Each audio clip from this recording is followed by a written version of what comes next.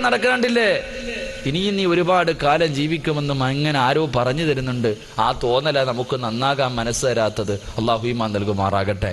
എന്നാ തോന്നലൊന്നും വേണ്ടട്ടാ, അധികം ആർക്കും ആ തോന്നലൊന്നും വേണ്ട. എപ്പോഴെവിടെ വെച്ചാണ് മരണം വരുന്നതെന്നറിയില്ല. അള്ളാഹു നന്നാവാൻ ഭാഗ്യം നൽകുമാറാകട്ടെ. അള്ളാഹു മരണത്തെ മനസ്സിലാക്കി, മരണമെത്തുന്നു എന്ന് മനസ്സിലാക്കി മരണത്തിന് വേണ്ടി തയ്യാറെടുത്ത് ഒരുങ്ങിയിരുന്നിട്ട് പോകാൻ അള്ളാഹു ഭാഗ്യം നൽകുമാറാകട്ടെ. അറിയാൻ കഴിയോ? നല്ല ആൾക്കാർക്ക് 40 ദിവസം മുമ്പേ മരണം അറിയാൻ പറ്റൂന്നാ. അള്ളാഹു നമുക്ക് അറിയാൻ ഭാഗ്യം നൽകുമാറാകട്ടെ. ഒരു മനുഷ്യൻ്റെ മരണം എത്തി എന്നറിയാൻ വല്ല വഴിയുണ്ടോ? നിങ്ങൾ പറയണം, വല്ല വഴിയുണ്ടോ? ഇല്ലേ? മരണത്തിന് വല്ല അടയാളമുണ്ടോ? പറ മനുഷ്യന്മാരെ, ഉണ്ടോ ഇല്ലേ? എന്തിപ്പോ പെണ്ണുപിള്ളടുത്ത് പിണങ്ങിയിരിക്കണോ ഇരിക്കണേ? ഈ മനുഷ്യൻ മരണം എത്തി എന്നറിയാൻ വല്ല വഴിയുണ്ടോ? അടയാളം ഉണ്ടോ? നിങ്ങൾക്കൊക്കെ പോകാൻ സമയമായോ ഇല്ലയോ എന്നറിയാൻ വഴിയുണ്ടെന്ന് നബി മുഹമ്മദ് മുസ്തഫ. ബാക്കിയുള്ളവരുടെ കാര്യം പോട്ടെ, നിങ്ങളുടെ കാര്യം. ബൈക്കിൻ്റെ മുകളിൽ ഇരിക്കണ കാക്കാമാരൊക്കെ കേട്ടോ, സ്വർഗം കണ്ണിൻ്റെ മുന്നിൽ കാണുമ്പോൾ കയറിയിരിക്കാൻ വയ്യാതിരിക്കുക അല്ലേ? ഇരുന്നോ ഇൻഷാ അല്ലാഹ്. ആഗ്രഹം എന്താ വക? എല്ലാവരുടെയും ആഗ്രഹം സ്വർഗത്തിൽ പോകണമെന്നാ. എല്ലാവരുടെ ആഗ്രഹം സ്വർഗത്തിൽ പോകണമെന്നാ. എന്നാൽ ദുനിയാവി സ്വർഗം കണ്ട് കയറിയിരി ഇല്ലല്ല, ഞാൻ വെളിയിലേ നിൽക്കത്തുള്ളൂ പടച്ചോനെ. അള്ളാഹു കാക്കുമാറാകട്ടെ. ഇങ്ങോട്ട് നോക്ക്, ഇങ്ങോട്ട് നോക്ക്. ഈ അടയാളം കേട്ടിട്ട് ഇരിക്കണോ വേണ്ടോ എന്ന് തീരുമാനിക്ക്. 3 അടയാളം. ഈ 3 അടയാളം വന്നിട്ടുണ്ടെങ്കിൽ ക്ലാപ്പന പള്ളിയിൽ കവർ വെട്ടാൻ സമയമായി. അള്ളാഹു നന്നാവാൻ ഭാഗ്യം തരുമാറാകട്ടെ. നിനക്ക് കുഴി വെട്ടാൻ സമയമായോ ഇല്ലയോ എന്ന് അറിയാനുള്ള വഴിയാ. ഇങ്ങോട്ട് നോക്ക്, തിരിഞ്ഞു നോക്കാതെ മനുഷ്യന്മാരെ ഇങ്ങോട്ട് നോക്ക്. ഒന്ന് ബയാലു ശഅരിക ബഅദ സവാദിഹി. നല്ലതുപോലെ നോക്ക്, തലയിലും താടിയിലും ഒന്ന് നോക്കിക്കോ. എൻ്റെ ഉമ്മ പെങ്ങന്മാരെല്ലാവരും തലയിൽ നോക്ക്.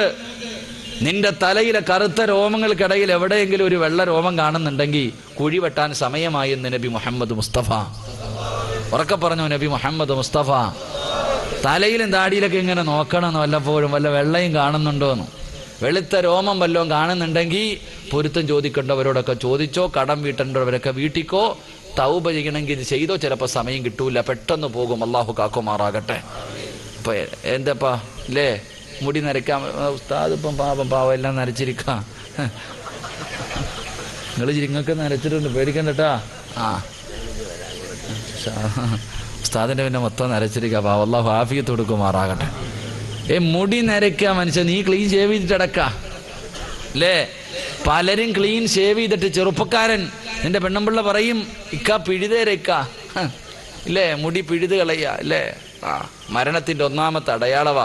ഒന്ന് നല്ലതുപോലെ നോക്ക്, ഒരെണ്ണമെങ്കിലും വന്നിട്ടുണ്ടെങ്കിൽ നന്നായിക്കോ. അള്ളാഹു ഈമാൻ നൽകുമാറാകട്ടെ. രണ്ടാമത്തെ അടയാളം, അസുഖങ്ങളില്ലാത്ത ആരെങ്കിലും ഉണ്ടോ? അസുഖമില്ലാത്ത, പ്രഷറും ഷുഗറും കൊളസ്ട്രോളും തൈറോയിഡും BP ഇല്ലാത്ത ആരെങ്കിലും ഉണ്ടോ? എല്ലാവർക്കും രോഗമുണ്ട്. ഇന്ന് രോഗം ഇല്ല എന്ന് പറഞ്ഞാൽ എന്തോ ഒരു മോഡൽ. ഇന്ന് രോഗം എന്ന് പറയുന്ന ഒരു ഫാഷനാ. ചോദിക്കടാ, കൊളസ്ട്രോൾ ഇല്ലേടാ? ഇല്ല. എന്ത് മനുഷ്യനടാ നീ, കൊളസ്ട്രോൾ ഇല്ലെങ്കിൽ എന്തില്ലേ? നിത്യമായിട്ടുള്ള രോഗങ്ങൾ മരണത്തിൻ്റെ അടയാളവാ. അള്ളാഹു ഈമാൻ നൽകുമാറാകട്ടെ. മൂന്നാമത്തെ അടയാളം, പഴയതുപോലെ ഓടാനും ചാടാനും ഒന്നും വയ്യ. കസേരയിലെ അവസ്ഥ, നിസ്കാരം നടുവേദനയാ. കസേരയിൽ ഇരുന്നിട്ട് നിസ്കരിക്കണേ, കുനിയാൻ വയ്യ. അള്ളാഹുബെ പടച്ചൻ ഇങ്ങനെ നെഞ്ചു വിരിച്ച് നടന്ന മനുഷ്യനെ അപ്പം ഇങ്ങനെ കുനിഞ്ഞു തുടങ്ങി, ഗ്ലാമറൊക്കെ നഷ്ടപ്പെട്ടു തുടങ്ങി. മരണത്തിൻ്റെ അടയാളമാണെന്ന് നബി മുഹമ്മദ് മുസ്തഫ. നബി മുഹമ്മദ് മുസ്തഫ അള്ളാഹു ഒരുങ്ങാൻ ഭാഗ്യം നൽകുമാറാകട്ടെ. ഏകദേശം തീരുമാനമായില്ലേ? ഇന്ന് നേരം വെളുപ്പിച്ച് അള്ളാഹു ഭാഗ്യം തരുമാറാകട്ടെ. അള്ളാഹു ഭാഗ്യം തരുമാറാകട്ടെ. ചെറുപ്പക്കാരൻ ഇരുന്ന് ചിരിക്കുന്നു. സിറാജ് ഉസ്താദെ, എൻ്റെ മുടി നരച്ചില്ല ഉസ്താദെ, എൻ്റെ മുടിയും നരച്ചിട്ടില്ല, എനിക്കൊരസുഖവും ഇല്ല, ഞാൻ ഇപ്പോഴും യുവത്വ ഗ്ലാമറൊന്നും നഷ്ടപ്പെട്ടിട്ടില്ല. എടാ അനിയ, ചിരിക്കാൻ വരട്ടെ. ഇത് 3ഉം വേണോന്ന് നിർബന്ധമൊന്നും ഇല്ല കേട്ടാ. മുടി നരക്കണമെന്ന് നിർബന്ധമൊന്നുമില്ല. ചിലപ്പോൾ ഇതൊന്നും വേണ്ട, ഒറ്റയടിക്ക് അങ്ങ് പോകും. അള്ളാഹു കാക്കുമാറാകട്ടെ. മഹാനായ പ്രവാചകൻ നബി മുഹമ്മദ് മുസ്തഫ സല്ലല്ലാഹു അലൈഹി വസല്ലമ തങ്ങൾ പറയുന്നു, മരിക്കുന്ന സമയം എത്ര വലിയ മനുഷ്യനാണെങ്കിലും, എത്ര വലിയ കഴിവുള്ളവനാകണം, പണ്ഡിതനാകട്ടെ, ഏതൊരു മനുഷ്യനാണെങ്കിലും മരിക്കുന്ന സമയത്തിൽ ലാ ഇലാഹ ഇല്ലല്ലാഹ്, ഈ ദിക്ർ ഒരേ ഒരു പ്രാവശ്യം പറഞ്ഞാ സ്വർഗമാണ്. ലക്ഷക്കണക്കിന് പ്രാവശ്യം വേണ്ട, കോടിക്കണക്കിന് പ്രാവശ്യം വേണ്ട. ഈ തൊണ്ടക്കുഴിയുടെ ഭാഗത്തേക്ക് മലക്കുൽ മൗത്ത് റൂഹ് പിടിച്ച് കടന്നു വരുമ്പോ ഒരേ ഒരു പ്രാവശ്യം പറഞ്ഞാ മതി, ലാ ഇലാഹ ഇല്ലല്ലാഹ്.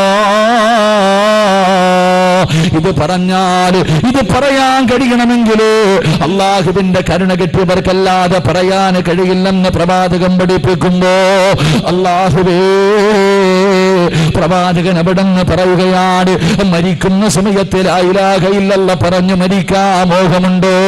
മരിക്കുന്ന സമയത്ത് ലാ ഇലാഹ ഇല്ലല്ലാഹ് പറയാൻ ആഗ്രഹമുണ്ടോ? രണ്ട് കാര്യങ്ങളോടുള്ള ആർത്തി കളഞ്ഞാൽ, രണ്ട് കാര്യങ്ങൾ മനസ്സിൽ നിന്ന് വലിച്ചെറിഞ്ഞാൽ നിനക്ക് നല്ല മരണം കിട്ടുമെന്ന് നബി മുഹമ്മദ് മുസ്തഫ സല്ലല്ലാഹു അലൈഹി വസല്ലമ തങ്ങൾ പറഞ്ഞു, മരിക്കുന്ന സമയത്ത് ലാ ഇലാഹ ഇല്ലല്ലാഹ് പറയാൻ ആഗ്രഹം ഉണ്ടെങ്കിൽ രണ്ട് കാര്യങ്ങളോടുള്ള ആഗ്രഹം കളഞ്ഞാൽ മതി എന്ന് നബിയുനാ റസൂലുള്ളാഹി അള്ളാഹു നമുക്ക് ഭാഗ്യം നൽകുമാറാകട്ടെ. നിങ്ങൾക്ക് ബോറടിക്കുമ്പോൾ നിങ്ങൾ പറഞ്ഞേക്കണം, ഞാൻ നിർത്തിയേക്കും കേട്ടാ. ബോറടിച്ച് തുടങ്ങുമ്പോൾ പറയണം. ഒന്ന് ഇൻഷാ അല്ലാഹ് രണ്ട് കാര്യം പറ. അള്ളാഹുവിന്റെ പ്രവാചകൻ സല്ലല്ലാഹു അലൈഹി വസല്ലമ തങ്ങൾ അവിടെന്ന് പറയുകയാണ്, ഈമാനോടുകൂടി മരിക്കാൻ നിനക്ക് മോഹമുണ്ടോ? നീ നിന്റെ ഹൃദയത്തിൽ നിന്ന് വലിച്ചെറിയേണ്ട രണ്ട് കാര്യങ്ങളിൽ ഒന്നാമത്തെ കാര്യം എന്തെന്നറിയുമോ? അത് പണത്തിനോടുള്ള ആർത്തിയാണെന്ന് നബി മുഹമ്മദ് മുസ്തഫ സല്ലല്ലാഹു അലൈഹി വസല്ലമ തങ്ങൾ പറയുകയാ, പണത്തിനോടുള്ള മോഹം കളഞ്ഞാൽ, സമ്പത്തിനോടുള്ള ആർത്തി കളഞ്ഞാൽ, എന്റെ പ്രിയമുള്ളവരെ, പണത്തിനോടുള്ള ആർത്തി വന്നു കഴിഞ്ഞാൽ എത്ര വലിയ കൊലകൊമ്പനാണെങ്കിലും, എത്ര വലിയ ദരജയിലെത്തിയ മനുഷ്യനാണെങ്കിലും ആ മനുഷ്യൻ അല്ലാഹു ഒരു നല്ല മരണം കൊടുക്കൂല. മഹാനായ നബി മുഹമ്മദ് മുസ്തഫ സല്ലല്ലാഹു അലൈഹി വസല്ലമ തങ്ങൾ നോക്കുമ്പോ നമസ്കാരം കഴിഞ്ഞിട്ട് ഒരു ചെറുപ്പക്കാരൻ ഇറങ്ങി ഓടുകയാണ്. നമസ്കാരം കഴിയുമ്പോ സഅലബ എന്ന് പറയുന്ന ഒരു ചെറുപ്പക്കാരൻ ഇറങ്ങി ഓടുകയാണ്. അള്ളാന്റെ റസൂൽ എല്ലാ ദിവസവും ഈ കാഴ്ച കാണുകയാ. അള്ളാഹുവിന്റെ പ്രവാചകർ ഒരു ദിവസം എഴുന്നേറ്റ് പോകുമ്പോ അവിടുന്ന് ചോദിച്ചു, സഅലബ, നിസ്കാരം കഴിഞ്ഞ് എഴുന്നേറ്റ് ഓടുകയാണല്ലോ, നിനക്ക് അള്ളാഹുവിനോട് ദുആ ചെയ്യാനൊന്നുമില്ലേ? ആ സമയത്ത് സഅലബ പറയുന്നു, നബിയേ, യാ റസൂലല്ലാഹ്, അള്ളാന്റെ റസൂലേ, ചോദിക്കാൻ ഒരുപാട് കാര്യമുണ്ട് നബിയേ. പിന്നെ എന്തിനാണ് ഇറങ്ങി ഓടുന്നതെന്നറിയുമോ? ഞാൻ എന്റെ വീട്ടിലേക്ക് മടങ്ങി ചെല്ലുന്നത് എന്റെ ഭാര്യ കാത്തു നിൽക്കുകയാ നബിയേ. എന്തിനെന്നറിയോ? ഞാനൊരു പാപപ്പെട്ടവനാ നബിയേ. ഞാൻ ഇട്ടിരിക്കുന്ന ഈ വസ്ത്രം കൊണ്ടുപോയി എന്റെ ഭാര്യക്ക് കൊടുത്തിട്ട് വേണം അവൾക്കത് അത് ധരിച്ചിട്ട് നിസ്കരിക്കാറ്. എനിക്കും എന്റെ ഭാര്യക്കും നമസ്കരിക്കുന്ന സമയത്ത് ധരിക്കാൻ ഒരു ജോഡി വസ്ത്രമല്ലാതെ മറ്റൊരു വസ്ത്രമില്ല നബിയേ. ഞാൻ പാപപ്പെട്ടവനാ നബിയേ. എനിക്കൽപ്പം പണം കിട്ടാറ്, എനിക്കൽപ്പം സമ്പത്ത് കിട്ടാറ് ഒന്ന് ദുആ ചെയ്യുമോ എന്ന് പ്രവാചകനോട് ചോദിക്കുമ്പോ അള്ളാന്റെ റസൂല് പറഞ്ഞു, സഅലബ, അല്ലാഹുവേ, ഒരേ ഒരു വസ്ത്രം ഭാര്യക്കും ഭർത്താവിനും ധരിക്കാറ് ആ പാവപ്പെട്ടവനാണ് പറഞ്ഞത് എനിക്ക് വേണ്ടി എന്ന് ദുആ ചെയ്തേ.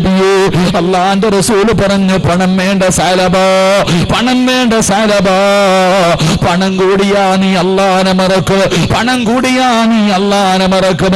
സഅലബ ചോദിച്ചു, നബിയേ, ഞാൻ അങ്ങയുടെ അനുചരനല്ലേ, ഞാൻ അങ്ങയുടെ അനുചരനല്ലേ, ഞാൻ അല്ലാഹനെ മറക്കുവോ നബിയേ, ഞാൻ അല്ലാഹനെ മറക്കുവോ നബിയേ? എനിക്ക് അല്ലാഹു സമ്പത്ത് തന്നോ, ഞാൻ പാപങ്ങൾക്ക് കൊടുക്കുമല്ലോ, അല്ലാഹുവിന്റെ ദീനിന് വേണ്ടി കൊടുക്കുമല്ലോ. പ്രവാചകൻ പറഞ്ഞു, വേണ്ട സഅലബ, എവിടെ വെച്ച് കണ്ടാലും സഅലബ അല്ലാഹുവിന്റെ റസൂലിനോട് ദുആ ചെയ്യാ പറയുകയാ. അവസാനം അല്ലാഹുവിന്റെ പ്രവാചകൻ ദുആ ചെയ്തു. സഅലബയ്ക്ക് അല്ലാഹു അനുഗ്രഹം നൽകുകയാണ്, അല്ലാഹു ബർക്കത്ത് നൽകുകയാണ്. സഅലബയ്ക്ക് പണം കൂടി. 5 നേരം പടച്ചറപ്പിന്റെ പള്ളികൾ വന്ന് നിസ്കരിച്ച സഅലബയുണ്ടല്ലോ, പിന്നെ സമയമില്ലാതായി. 5 4 3 2 1 പിന്നെ പള്ളിയിൽ വരാതെയായി. ആഴ്ചയിൽ ഒരിക്കലായി, മാസത്തിൽ ഒരിക്കലായി. എന്റെ പ്രിയമുള്ളവരെ, അല്ലാഹുവിന്റെ പ്രവാചകന്റെ പുറകെ നിന്ന് നിസ്കരിച്ച സഹാബിയ, പ്രവാചകൻ ദുആ ചെയ്യുമ്പോൾ ആമീൻ പറഞ്ഞ സഹാബിയ.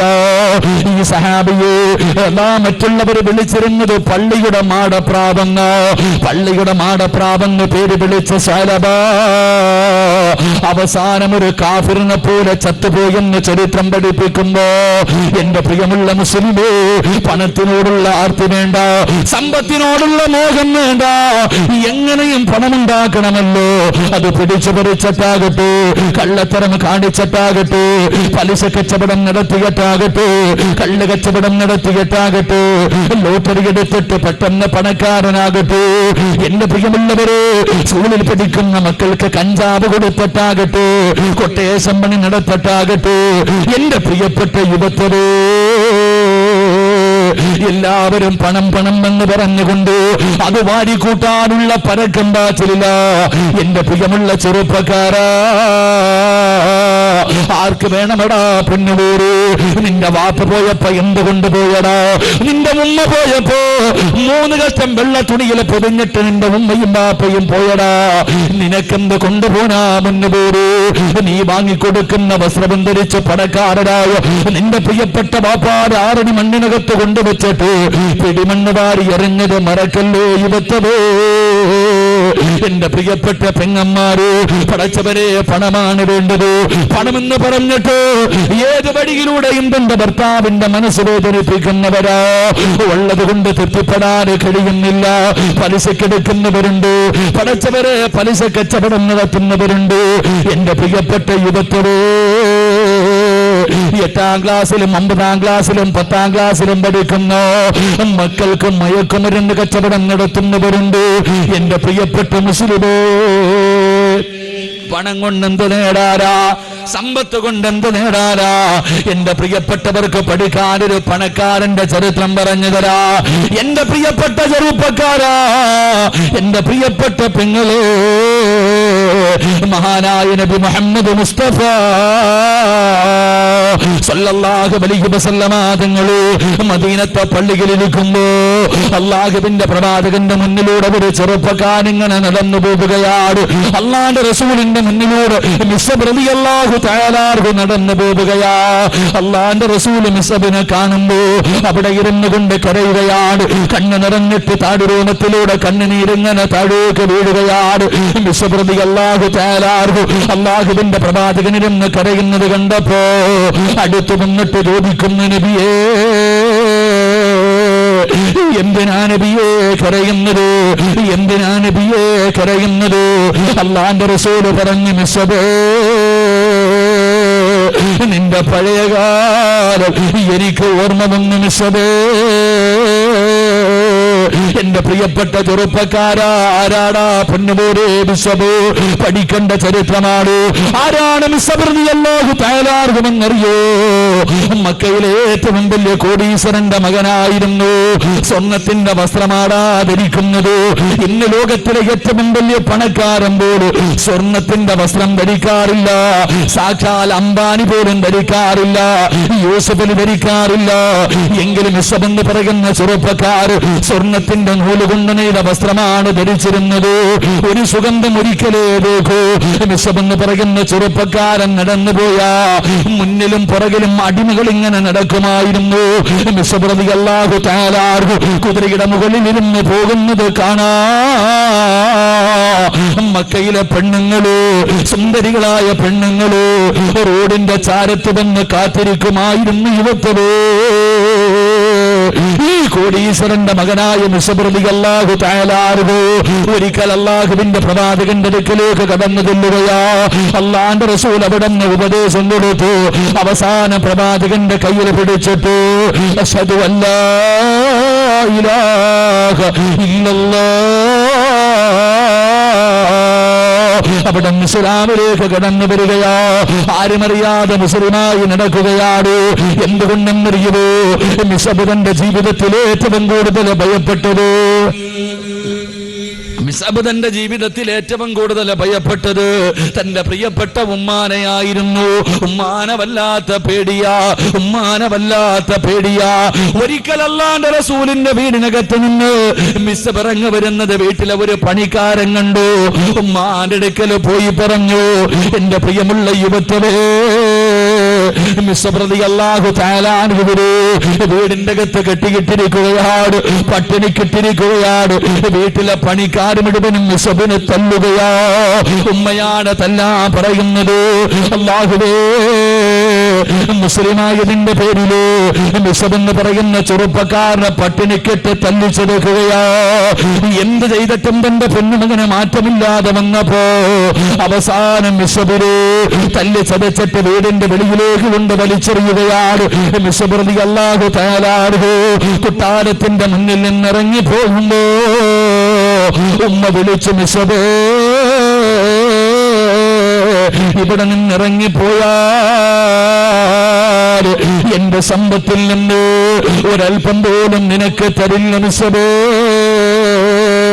ഈ മക്കയുടെ പകുതിയും എന്റേതാടാ, ഈ മക്ക രാജ്യത്തിന്റെ പകുതിയും എന്റേതാ. നിനക്കെന്റെ സമ്പത്തിൽ നിന്ന് ഒരൽപ്പം പോലും നിനക്ക് തരില്ല എന്ന് പറയുമ്പോ മിസ്അബ് റളിയല്ലാഹു തആല അൻഹു എഴുന്നേറ്റ് നിന്ന് ധരിച്ചിരുന്ന കമീസോറുകയാണ്, ഇട്ടിരുന്ന വസ്ത്രമൂരുകയാണ്. എന്നിട്ട് തന്റെ ഉമ്മായുടെ മുന്നിൽ കൊണ്ടുവച്ചിട്ട് അവിടുന്ന് പറഞ്ഞു, ഉമ്മാ, ഇത് നിങ്ങളുടെയാണ്, ഇത് നിങ്ങളുടെ സമ്പത്ത് കൊണ്ട് വാങ്ങിയതാണ്, എനിക്കിതുപോലും വേണ്ട. ധരിച്ചിരുന്ന വസ്ത്രമൂരി തന്റെ ഉമ്മയുടെ കയ്യിൽ കൊടുക്കുമ്പോ ഉമ്മ പറഞ്ഞു, മിസ്അബേ, ഇനി ഒരിക്കൽ പോലും നീ എന്നെ ഉമ്മ എന്ന് വിളിക്കല്ലേ. എന്നെ ഉമ്മ എന്ന് നീ ജീവിതത്തിൽ ഒരിക്കൽ പോലും വിളിക്കാ പാടില്ല. ഞാൻ മരിച്ചാ പോലും വരല്ലേടാ, ഞാൻ മരിച്ചാ പോലും എന്നെ കാണാ വരല്ലേ. ഒരിക്കലും നീ നന്നാകില്ലടാ, ഒരിക്കലും നീ നന്നാകില്ലടാ. മിസ്അബ് റളിയല്ലാഹു തആല അൻഹു വേദനിക്കുന്ന മനസ്സോട് അല്ലാഹു എവിടെ നിന്നിറങ്ങി പോവുകയാണ്. എന്തിനാണ് പ്രവാചകനെ കരഞ്ഞതെന്നറിയോ? ഈ മിസ്അബ് റളിയല്ലാഹു തആല അൻഹു അല്ലാഹുവിന്റെ പ്രവാചകന്റെ മുന്നിലേക്ക് നടന്നു വരുമ്പോ ഒരു പുതപ്പിങ്ങനെ പുതച്ചിരിക്കുകയാ. ധരിക്കാ വസ്ത്രമില്ല, ഒരു പുതപ്പിങ്ങനെ പുതച്ചിരിക്കുകയാണ്. ആ പുതപ്പിന്റെ അവസ്ഥ എന്തെന്നറിയോ? 62 സ്ഥലങ്ങളെ കീറിയിട്ട് തച്ചു വെച്ചിരിക്കുകയാ. സ്വർണത്തിന്റെ നൂലുകൊണ്ട് നെയ്ത വസ്ത്രം ധരിച്ച മിസ്അബ് എന്ന ചെറുപ്പക്കാരന് അല്ലാഹുവിന്റെ റസൂലിന്റെ മുന്നിലേക്ക് കടന്നു വരുമ്പോ ഒരു പുതപ്പ് 62 സ്ഥലങ്ങളെ തച്ചു വെച്ചിരിക്കുകയാണ്. ഈ പുതപ്പും ധരിച്ചാണ് കടന്നു വന്നത്. അല്ലാഹുവിന്റെ റസൂല് ചോദിച്ചു, മിസ്അബേ, എന്റെ കോലമാ മിസ്അബേ, നിനക്കൊരു നല്ല വസ്ത്രം ധരിച്ചുകൂടൂ? ആ സമയത്ത് പറയുന്നു, യാ റസൂലല്ലാഹ്, എന്തിനാണ് ഇതുപോലെ നടക്കുന്നതെന്നറിയോ? സ്വർഗത്തിലെ പട്ടുവസ്ത്രം ധരിക്കാരാ, സ്വർഗത്തിലെ പട്ടുവസ്ത്രം ധരിക്കാരാ. മരിക്കുന്ന സമയത്ത് സ്വർഗം കണ്ട് ലാ ഇലാഹ ഇല്ലല്ലാഹ് എന്ന് പറഞ്ഞു മരിക്കാനുള്ള മോഹം കൊണ്ടാരബിയോ. എന്റെ പ്രിയപ്പെട്ട ചെറുപ്പക്കാരാ, ഉഹദിന്റെ രണാങ്കണത്തിൽ യുദ്ധം കഴിഞ്ഞു.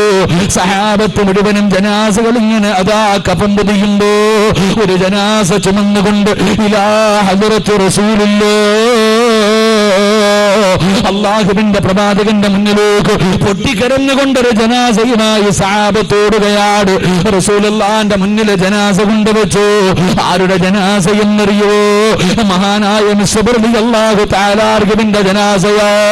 പ്രവാചകൻ ചോദിച്ചു, നിങ്ങൾ എന്തിനാണ് കരയുന്നത്? നിങ്ങൾ എന്തിനാ കരയുന്നത്? യാ റസൂലല്ലാഹ്, മയ്യത്ത് പൊതിയാൻ തുണി തികയുന്നില്ല നബിയേ. സ്വർണ്ണത്തിന്റെ നൂലുകൊണ്ട് നെയ്ത വസ്ത്രം ധരിച്ച് മിശബെന്ന് പറയുന്ന ചെറുപ്പക്കാർ അവിടുന്ന് തലപതിയുമ്പോ കാലുപൊളിയില, കാലുപതിയുമ്പോ തലപൊളിയില. പടച്ചവനെ കഫൻ പൊതിയാനുള്ള തുണി പോലും തികയാതെ വന്നു. അള്ളാഹുവിന്റെ പ്രവാചകർ അവിടുന്ന് പറഞ്ഞു, സഹാബ തലപൊതി, സഹാബ തലപൊതി, സഹാബ. സഹാബത്ത് കഫൻ പൊതിയുകയാണ്. രണ്ടു കാലം വെളിയിൽ കിടക്കുകയാ. കാലിൽ പൊതിയാ തുണിയില്ല, കാല് പൊതിയാ കഫൻ തുണിയില്ല. അവസാനം അല്ലാഹുവിന്റെ പ്രവാചകർ ഉഹദിന്റെ രണാങ്കണത്തിൽ നിന്ന് അവിടുന്ന് പറഞ്ഞു, സഹാബ പുല്ല് പറിച്ചു കൊണ്ടുവാ, സഹാബ പുല്ല് പറിച്ചു കൊണ്ടുവാ, സഹാബ. പുല്ല് കുറിച്ചു കൊണ്ടുവന്ന് മിസബെന്ന് പറയുന്ന ചെറുപ്പക്കാരന്റെ കാലിൽ വെച്ചിട്ട് അവിടുന്ന് പൊതിയുകയാ, അവിടുന്ന് കെട്ടുകയാ. അവസാനം മയ്യത്ത് നമസ്കാരം കഴിഞ്ഞു. ആറടി മണ്ണിനകത്തേക്ക് മയ്യത്തിറക്കുമ്പോ മിസബെന്ന് പറയുന്ന ചെറുപ്പക്കാരന്റെ കാലിൽ കെട്ടിവെച്ചിരുന്ന പുല്ലുണ്ടല്ലോ, അതങ്ങടിഞ്ഞു വീഴുകയാ, അതങ്ങടിഞ്ഞു വീഴുകയാ. ജനാസ കയ്യിൽ വെച്ചുകൊണ്ട് സ്വഹാബത്ത് കരയുകയാണ്. എല്ലാവരും ഖബറിന്റെ ചാരത്ത് നിന്ന് കരഞ്ഞപ്പോ അല്ലാഹുവിന്റെ റസൂൽ പറഞ്ഞ മറുപടി എന്തെന്നറിയോ? ഈ വാല് കേൾക്കാൻ ഒഴുകിയെത്തിയ മുസ്ലിമേ, അല്ലാഹുവിന്റെ റസൂൽ പറഞ്ഞ മറുപടി എന്തെന്നറിയോ? വമിനന്നാസ് മയ്യസീ നഫ്സഹു ബിത്തിഗാ മർളാത്തില്ലാഹ് വല്ലാഹു റഊഫുർ ബിൽ ഇബാദ്. അല്ലാഹുവിന്റെ പ്രവാചകൻ അവിടെന്ന് പറയുകയാ, മോനെ മരിച്ചാൽ ഇതുപോലെ മരിക്കണമടാ. ഈ ലോകത്തിൽ നിന്ന് യാത്ര പറയുമ്പോ മിസ്സബ് പോയതുപോലെ പോകണമടാ. പടച്ചുറപ്പ് തന്ന ജീവിതം അല്ലാഹു കൊടുത്തിട്ട് പകരം സ്വർഗം നാഗി മരിക്കുന്ന സമയം സ്വർഗം കണ്ടിട്ട് ഈ ലോകത്തോട് യാത്ര പറഞ്ഞു പോകുന്ന ചരിത്രം പഠിപ്പിക്കുമ്പോ പണത്തിന്റെ പുറകെ ഓടല്ലോ, സമ്പത്തിന്റെ പുറകെ ഓടല്ലോ. അത് നിന്റെ നാശമാ, അത് നിന്റെ നാശമാ. അല്ലാഹുവേ പടച്ചവരകിന്റെ പ്രിയപ്പെട്ട സഹോദരിമാര്, കിട്ടുന്നത് കൊണ്ട് ജീവിക്കാൻ അറിയില്ല, പണത്തിനോട് വല്ലാത്ത ആർത്തിയാണല്ലോ. എന്റെ പ്രിയപ്പെട്ട പെങ്ങളെ, മഹാനായ നബി മുഹമ്മദ് മുസ്തഫ സല്ലല്ലാഹു അലൈഹി വസല്ലമ തങ്ങള് ഒരു ദിവസം ആയിഷാ ബീബി റളിയല്ലാഹു തആല അൻഹയുടെ വീട്ടിലേക്ക് കടന്നു വരികയാ. വിശക്കുന്ന വയറോട് പ്രവാചകൻ ചോദിച്ചു, ആയിഷ കടിക്കാൻ വല്ലതും തായിഷ? ആയിഷാ ബീബി റളിയല്ലാഹു തആല അൻഹ അല്ലാഹുവിന്റെ പ്രവാചകനെ ഭക്ഷണം ചോദിക്കുകയാണ്. അല്ലാഹുവിന്റെ റസൂൽ ഭക്ഷണം ചോദിക്കുമ്പോ ആയിഷാ ബീബി റളിയല്ലാഹു തആല അൻഹ നിന്ന് കരയുകയാണ്. അല്ലാഹുവിന്റെ റസൂലിന് കാര്യം മനസ്സിലായി, കഴിക്കാൻ ഭക്ഷണമില്ലെന്ന് മനസ്സിലായി. പ്രവാചകൻ പറഞ്ഞു, ആയിഷ കുടിക്കാൻ ഇത്തിരി വെള്ളമെങ്കിലും തായിഷ. ആയിഷാ ബീബി റളിയല്ലാഹു തആല അൻഹ മുഖം പൊത്തിപ്പിടിച്ചിട്ട് നിന്ന് കരയുകയാണ്. കാരണം തന്റെ പ്രിയപ്പെട്ട ഭർത്താവിന് കുടിക്കാൻ അല്പം വെള്ളം കൊടുക്കാൻ പോലുമില്ല. അല്ലാഹുവിന്റെ റസൂൽ കെട്ടിപ്പിടിച്ചിട്ട് പറഞ്ഞു, ആയിഷ കരയല്ലേ ആയിഷ, ഇന്ന് സുന്നത്ത് നോമ്പ് പിടിച്ചുകൊള്ളാം ആയിഷ.